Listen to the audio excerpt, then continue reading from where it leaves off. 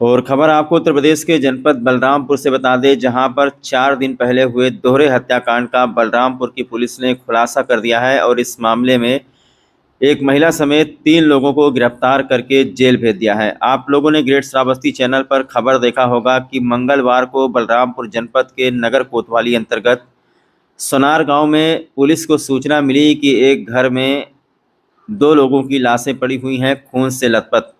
सूचना पर पुलिस पहुंची तो पुलिस ने देखा कि अंदर एक वृद्ध महिला की मौत हुई है और एक व्यक्ति जिनका नाम रामलाल बताया जाता है, उसकी भी मौत हुई है। चारों तरफ खून की छींटें पड़ी हुई हैं। पुलिस ने जब ये नज़ारा देखा तो पुलिस हैरान रह गई और इसके बाद में देखा कि घर के कुछ जो सदस्य थे वो घर छोड़ करके फरार हो गए थे, जिनकी तलाश में पुलिस जुटी हुई थी।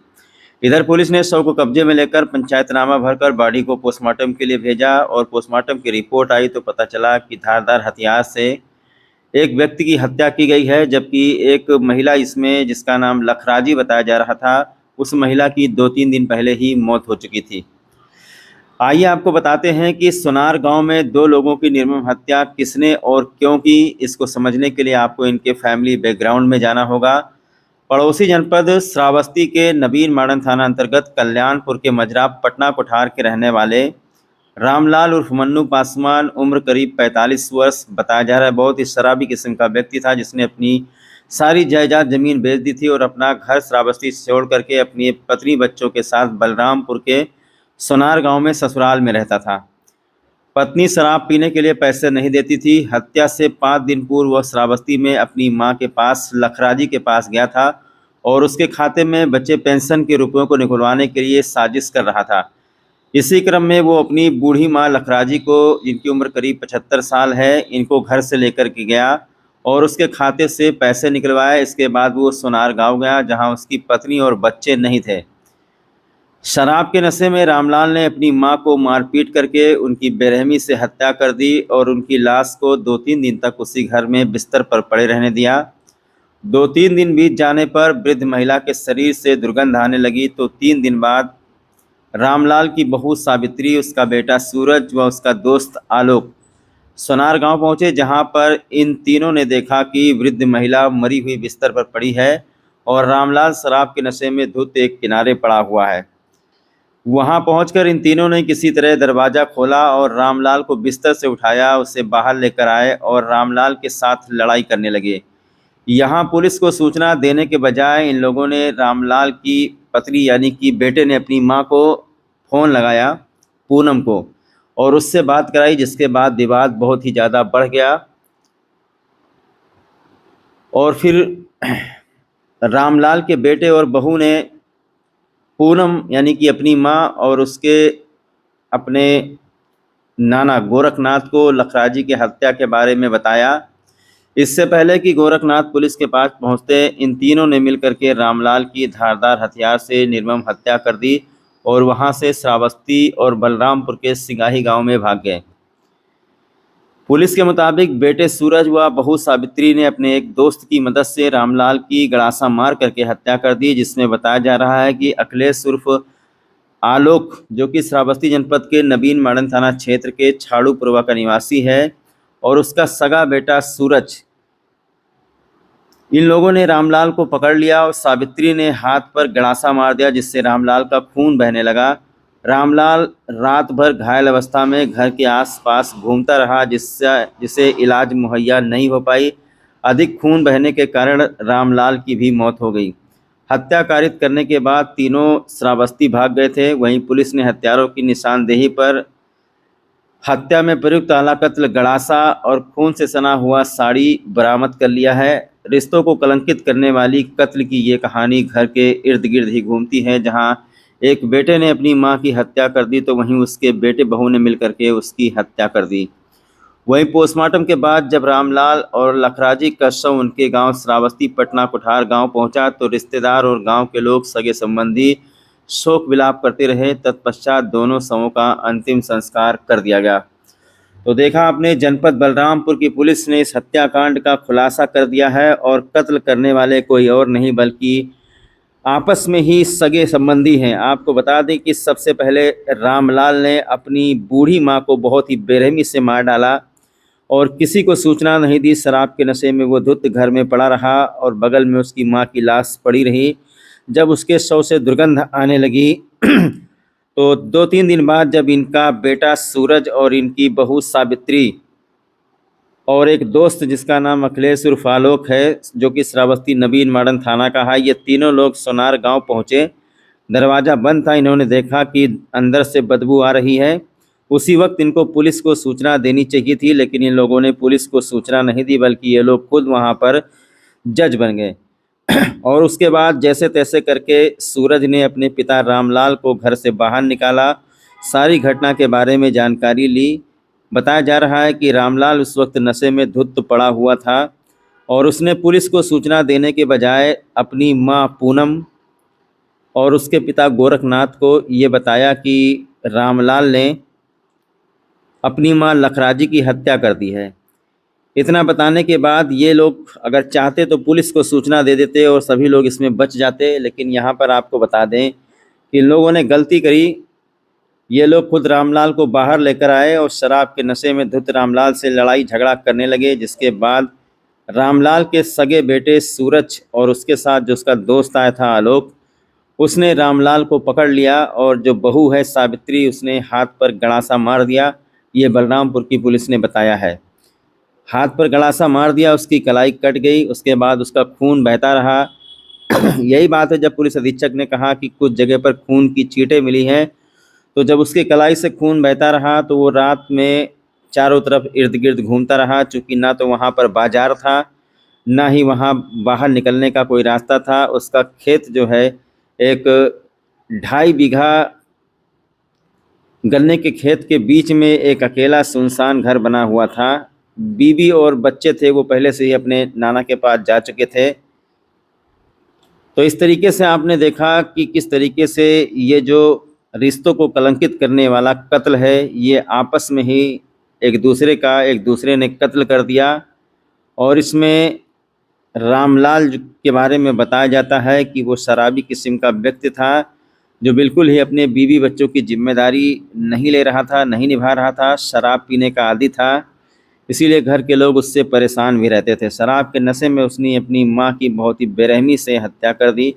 जब दोनों की लाशें गांव पहुंची हैं, पटना कोठार गांव, अंतिम संस्कार करने से पहले हमने उनके चेहरे देखे हैं, जिसमें लखराजी का चेहरा बहुत ही बुरी तरीके से छत बिछत था। इससे अंदाज़ा लगाया जा सकता है कि शराब के नशे में धुत रामलाल ने कितनी बेरहमी से अपनी मां को मारा था, और इसकी सूचना उसने किसी को नहीं दी थी, बल्कि उसी घर में लाश के साथ, अपनी मां के लाश के साथ सो रहा था।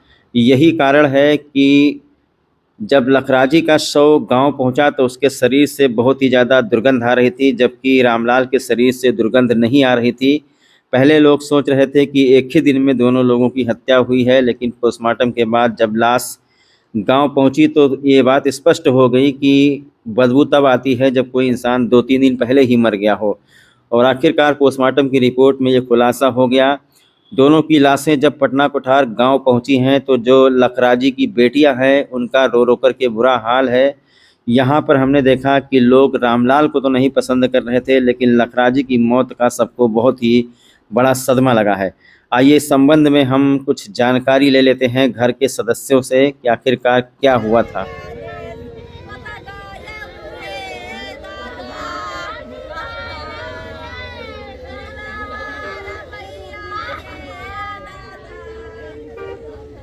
दिनांक 15 अक्टूबर 2024 को थाना कोतवाली नगर जनपद बलरामपुर के क्षेत्र के ग्राम सोनार के रहने वाले गोरखनाथ ने आकर सूचना दिया कि उसका दामाद रामनाथ उर्फ मुन्नू, जो उसी के घर पे रहता था, उसने अपनी मां लखराजी की हत्या कर दी है। मां 1-2 दिन पहले आई थी, हत्या करके फरार हो गया है। इस सूचना पर तत्काल अभियोग पंजीकृत किया गया। पुलिस मौके पर पहुंची। मौके पर जैसे ही पुलिस पहुंची तो वहां मृतका लखराजी के अतिरिक्त रामलाल अभियुक्त का भी शव कमरे में पड़ा था। पुलिस ने इस घटना को चुनौती के रूप में लिया। सर्विलांस का मदद लिया गया, फील्ड यूनिट का मदद लिया गया, लोगों से पूछताछ की गई तो यह तथ्य प्रकाश में आया था कि अभियुक्त या मृतक रामलाल उर्फ मुन्नू शराब पीने के आदी था। घटना से 3-4 दिन पहले उसके अपनी पत्नी और बच्चों से गंभीर विवाद हुआ था। उसमें पत्नी अपने बच्चों को लेकर घर से चली गई थी मायके। दिनांक 14 तारीख को अभियुक्त सूरज, उसका जो पुत्र था, अपनी पत्नी और दोस्त के साथ घर पे आया था कुछ सामान लेने। इसके बाद दरवाज़ा बंद था, घर पे आया तो किसी तरह इन लोगों ने ऊपर से झरोखे से प्रवेश करके दरवाज़ा खोला तो देखा कि वृद्धा लखराजी का हत्या हो चुकी थी, मरी हुई थी, और उसका पिता रामलाल और मन्नू शराब के नशे में धुत था। इसके बाद उन्होंने बाहर निकाला, उससे पूछने लगे। इसी क्रम में इन लोगों का वाद विवाद हुआ। वाद विवाद में इन्होंने पास में पड़े गड़ासे से उठा के उसकी हत्या कर दी। हत्या करके ये लोग वहाँ से भाग गए। इसके बाद सिंगाही गांव कोतवाली देहात पहुँचे, वहाँ अपनी पत्नी को छोड़ के दोनों लोग श्रावस्ती चले गए। आज अभियुक्तों को गिरफ्तार कर लिया गया है। इनकी निशानदेही पर आला कत्ल गड़ासा बरामद है। उस समय पहने हुए कपड़े, शर्ट और साड़ी जिनमें रक्त लगा है, इनकी निशानदेही से बरामद किया जा चुका है। इनको न्यायालय भेजा जा रहा है। इन पर सख्त कार्रवाई की जाएगी। क्या नाम है आपका? जयलाल। अच्छा, ये आपके भाई की इसके ससुराल में हत्या हुई है। हाँ। और आपके माता जी की हत्या हुई है। हाँ। क्या कुछ पता चला हत्या किस वजह से हुई है? कुछ नहीं पता चला साहब। अच्छा, कौन कौन गिरफ्तार है इसमें अभी तक? अभी हमारा गिरफ्तार इनके महतारी, इनके महारू हैं, इनके पतुआ है, इनके लड़का है। अच्छा, ये आपके भाई के कितने बच्चे? इनके 5 बच्चे हैं। अच्छा, और इनकी पत्नी का क्या नाम है? पूनम। पूनम इसे पुलिस की कस्टडी में है। हाँ। अच्छा, तो क्या कुछ वहाँ से जब पूनम लौट के आई है, पता चला है कल यहीं से पुलिस लेकर गई है, हाँ। तो क्या कुछ जानकारी दिया पूनम ने कि क्या अभी घटना तक हुई उसका वहाँ कुछ पर? खुलासा नहीं हुआ। क्या लगता है आपको किस वजह से हत्या हो सकती है? जमीन का? साहब तो हत्या अब हम देखा नहीं है, लेकिन ये जानकारी भा है कि भाई हम पहले महतारी मार डाली नहीं। अब हम आप कही थे कि पहले महतारी मार डाली नहीं, ओकरे बाद में है गड़ासा से कि हथियार से अपन हाथ काटी नहीं। और वह एमा एक कैसा चीज है। महतारी हमरे आज 3-4 दिन के लहास होगा, इनके बहुत बदबू मार और मैं काल या परो मर गया। यानी आपकी माँ इससे पहले मर गई है? हाँ। इससे पहले मर चुकी हाँ। है। ये कितने दिन पहले यहाँ श्रावस्ती 4-5 दिन बाद 9 या 10 तारीख 9वीं कहाँ गई हैं यहाँ से ना। यानी 9वीं को यहाँ से हाँ। अपनी माँ को लेके गया है। हाँ। अच्छा, उसके बाद गया है चौराहा पे है या कहूँ पैसा निकाली सी, महतारी खाता में है रहा, अपन खाइन पीन ही, पैसा खर्चा करी नहीं।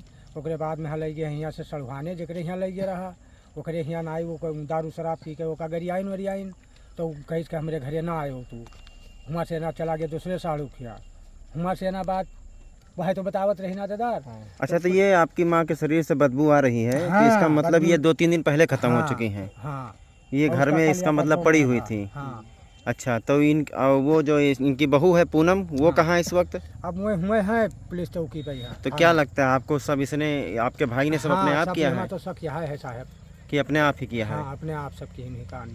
बाकी पुलिस की तरफ से आपको कुछ बताया गया? पुलिस ने आपको कुछ बताया? हमें तो कहें कि अब जब हो कार्रवाई जो है तो ढूंढा जात है, वैसे आदमी तो कई ठो गिरफ्तार कर लेंगे। अच्छा, ये कितना पैसा निकाला अपनी माँ के खाते से? 5,000 सुनन है साहब, हकीकत रहे ना, लेकिन हम सुनन है कि 5,000 निकाली नहीं। अच्छा, आपने अपने भाई की लाश देखी? कहाँ कटा वटा हुआ? हाँ, किस कटा जगह है, पर? यहाँ पे कटा है खाली सीधा। खाली हाथ कटा है? हाथ ऐसे मार दी नहीं गड़ासा से, हाथ कटा है खाली। और महतारी के हमारे मुंह बिल्कुल सूज गया, बहुत बुरा मार दी नहीं, खोपड़ी फाट गया है। खड़ा रहो का कोई जोरी ना। अच्छा, ठीक। जौन है तो हम सही बताएं। अच्छा, यानी इसमें लगता है कि इसने खुद अपने आप ही किया हाँ, खुद ऐसे ही लागत है। अपनी माँ को भी और हाँ। क्या कहते हैं, अपने आप को भी। हाँ। तो ये लखराजी का बड़ा बेटा है जिसका बयान आप लोग सुन रहे थे। ये बयान हमने उस दिन लिया था जिस दिन लखराजी का शव गांव पहुंचा था। तब बड़े बेटे के द्वारा ये बताया जा रहा था कि रामलाल ने ही अपने हाथ पर मार लिया है। उस वक्त किसी को पता नहीं था कि इसमें कुछ और ही मामला निकलेगा। उधर बलरामपुर की पुलिस ने खुलासा करते हुए बताया कि रामलाल ने खुद अपने आप को नहीं बल्कि उसके सगे बेटे और बहू ने उसे मारा था। तो ये है मृतक रामलाल की बहू सावित्री, सूरज की पत्नी, जिन्होंने गड़ासा मारा है। इनके ऊपर ये आरोप लगा है। इनको और 2 अन्य लोगों को, सूरज को, इनके पति को और एक इनका दोस्त है, तीनों को जेल भेजा गया है। और दोस्तों, तस्वीर में आप जिस व्यक्ति को देख रहे हैं, इनका पता बताने वाले को 10,000 रुपया इनाम में दिया जाएगा और उसको सम्मानित भी किया जाएगा। इनके बारे में पूरी जानकारी आपको दे दें। तस्वीर में आपको जो व्यक्ति दिखाई दे रहा है स्क्रीन पर, इनका नाम है रमाकांत पांडे और घर के लोग इनको झिंगुर कह के बुलाते हैं। इनकी उम्र करीब 35 साल है और इनके पिता का नाम है रामनिवास पांडे। ये उत्तर प्रदेश के जनपद बलरामपुर के देहात कोतवाली अंतर्गत मोहम्मदपुर टेंगनैया मानकोट के निवासी हैं। जो 27 जुलाई 2024 को संदिग्ध परिस्थितियों में गांव के आसपास से लापता हो गए हैं, क्योंकि ये मंदबुद्धि है। इनकी सबसे बड़ी पहचान ये है कि इनके घर वाले जानकारी दे रहे हैं कि एक हादसे में इनका दाहिना कान थोड़ा सा कट गया था। घर के लोग करीब 1.5 महीने से तलाश कर रहे हैं। रमाकांत पांडे का कहीं से कुछ पता नहीं चल रहा है। ग्रेट श्रावस्ती चैनल आप लोगों से अपील करता है कि अगर आप लोग इस व्यक्ति को कहीं भी देखें, इस जनपद में, इस देवी पाटन मंडल में या कहीं किसी भी ज़िले में, सबसे बड़ी पहचान जो है इनका दाहिना कान कटा हुआ है। हो सकता है कि इनका हुलिया थोड़ा बदल गया हो, दाढ़ी वगैरह आ गई हो, या कुछ कहीं सड़क के किनारे या कहीं पर ये हों। अगर इस ऐसे व्यक्ति को देखें आप तो वीडियो बना करके भेजें। और इनके घर के लोग बहुत ही ज़्यादा परेशान हैं। इनके छोटे भाई आज हमारे पास आए हैं जिन्होंने पूरी जानकारी दी है।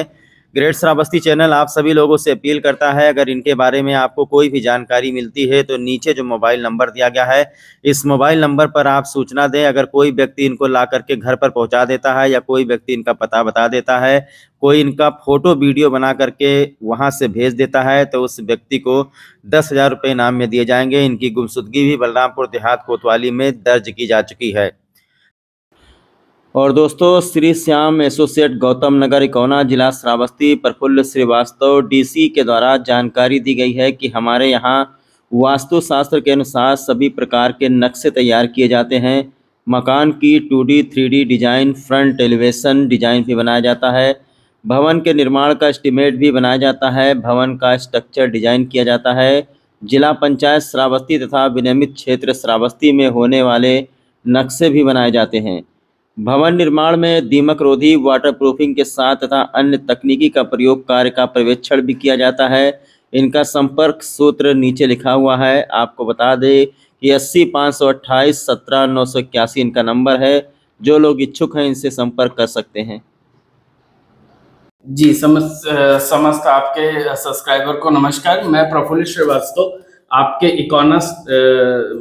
इकोना में कस्बे में ये पहला हमारा नक्शे का ऑफिस है, जो कि हमने ये देख के खुला। ऑलरेडी हमारा ऑफिस बहराइच में भी चल रहा है, लेकिन यहाँ पे क्या है कि कई लोगों को प्रॉब्लम आ रही थी। हमारे पास बार बार जा रहे हैं, मकान को प्रॉपर तरीके से बना नहीं पा रहे हैं। तो इस चीज़ को लेके हम ये ऑफिस यहाँ डाले हुए हैं। सर्वप्रथम मैं आपको बताना चाहता हूँ कि हमारे यहाँ क्या क्या काम होता है। जैसे वास्तुशास्त्र के अनुसार हमारे यहाँ प्लान बनाए जाते हैं, उसके स्ट्रक्चर बनाए जाते हैं। फ्रंट एलिवेशन, जैसा कि आप ये मकान देख सकते हैं, ये देखिए आप मकान है, जैसे ये पूरी चीज़ें डिज़ाइन की जाती है, कलर डिज़ाइन किया जाता है, सभी चीज़ें डिज़ाइन की जाती हैं। फिर इसके अकॉर्डिंग आप देख सकते हैं, मैं आपको दिखाना चाहता हूँ कि उसी टाइप के सेम मकान आपको बना के हैंड ओवर किया जाएगा। ये नहीं कि उसमें कोई चेंजेस होगा। देखिए, सेम मकान, कोई भी चेंजेस नहीं होगा, बना के हैंड ओवर किया जाता है। तो ये सभी चीजें होती हैं। उसके अलावा जो आपका जिला पंचायत ऑफिस है हमारा लखनऊ में, श्रावस्ती भिंगा में, उसमें भी जो नक्शे पास होते हैं वो भी हम लोग बनाते हैं। उसके अलावा विनियमित क्षेत्र आपका कटरा श्रावस्ती पूरा, जो भी वहाँ पे भी नक्शे पास होते हैं और वो भी हम लोग बनाते हैं। तो सबमिट करते हैं। और अगर बिना, जैसे काफ़ी लोग हैं उनको ये नहीं पता है कि नक्शे पास क्यों होते हैं। नक्शे गवर्नमेंट के नियम है, ऐसा कुछ भी नहीं है कि आपको लोन लेने के लिए नक्शा पास कराना चाहिए, या आपको जो है नक्शा पास कराना सभी के लिए ज़रूरी है। गवर्नमेंट में बिना नक्शा पास कराए आपको मकान नहीं बनाना चाहिए। ये जो मैप बना हुआ है इसके बारे में थोड़ा समझाइए। ये देखिए सर, ये सबमिशन ड्राइंग होती है। इसमें क्या होता है कि जैसे आपका ये प्रॉपर प्लान होता है, जितने फ्लोर का आपका नक्शा है, इसके बायलॉज होते हैं। श्रावस्ती जिले में बायलॉज के अकॉर्डिंग नक्शे पास होते हैं। 2018 यहाँ पे बायलॉज वर्क करता है, तो उसके अकॉर्डिंग ये सारे नक्शे बनाए जाते हैं। ये हमारा प्लान है, ये भी प्लान है, सेम गोडाउन के प्लान है, एक बड़ी प्रॉपर्टी का है। इसका एलिवेशन है, ये भी एलिवेशन है। इसका हाइट कितना रहेगा वो सभी चीज़ें इसमें मेंशन होती हैं। ईस्ट वाली शीट में ये इसका साइड प्लान होता है कि कैसे कहाँ पे क्या चीज़ें आएंगी, अगल बगल क्या चौहद्दी है, रोड है, कैसा सेटबैक लेना है, ये सभी चीज़ें होती हैं। और की प्लान वगैरह होता है। यहाँ की पब्लिक से क्या कहना चाहते हैं आप? जिसे आप यहाँ की पब्लिक से यही मैं कहना चाहता हूँ कि देखिए, बिना प्रॉपर गाइडेंस के मकान मत बनाइए। ठेकेदार आपको कभी भी वो सलाह नहीं दे सकता है जो आपको एक इंजीनियर देगा। इंजीनियर आपको जो मकान बना के देता है वो एकदम सही होगा, मजबूत होगा। प्रॉपर स्ट्रक्चर बनाइए, स्ट्रक्चर डिजाइन के बिना मकान मत बनाइए। छोटा कंस्ट्रक्शन हो या बड़ा हो, दोनों में बिना इंजीनियर सलाह के मत बनाइए। जी।